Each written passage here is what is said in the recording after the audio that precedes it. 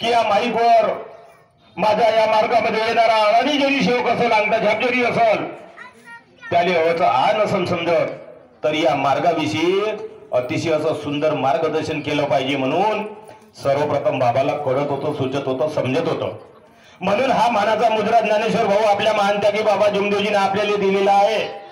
म्हणून माझी मी शिनी तालुक्या मिळून जे शाखेचे उपाध्यक्ष आहो उमरेड शाखेचे आणि मार्गदर्शक आहो तुमचे, म्हणून माझी बसलेले या ठिकाणी मंडपामध्ये सर्व सेवक सेवकीला बाळगोपाळांना आग्रहाची नम्र विनंती आहे की सर्वप्रथम कुठे जाणं आवश्यक आहे?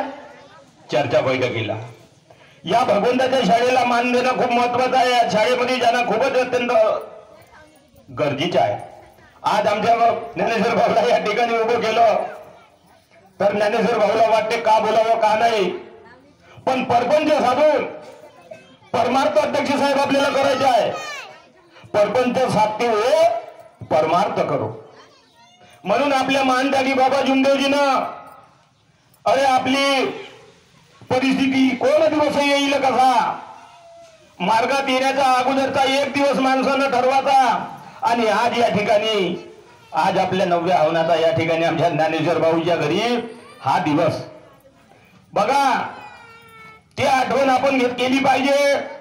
आणि वेळोवेळी जे काही बाबाचे हवन कार्य असते वेळ जेड मिळाला आपल्याला पंधरवाडी मासिक असो चर्चा बैठक असते राहते त्या चर्चा बैठकीला जाणं खूप गरजेचं असते.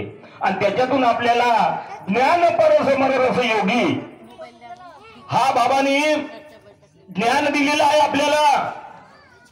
एक विद्यार्थ्याला जी शिक्षक शिकवतात शाळेत आणि तो विद्यार्थी हुशार करतो पगार बनतो त्याचप्रमाणे या चर्चा बैठकीत जरी आपण जात राहिलं तर आपल्याला या चर्चा बैठकीमध्ये बोलण्याची कोणतीच अडचण येत नाही आणि आपण अतिशय असं सुंदर भरपूर काही या मार्गाविषयी मार्गदर्शन आपल्याला लाभते आणि आपण बोलू शकतो.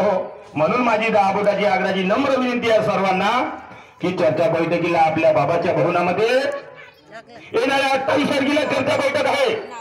आपल्या भावाचं एवढं मोठं आपण भवन बनवलेलं आहे.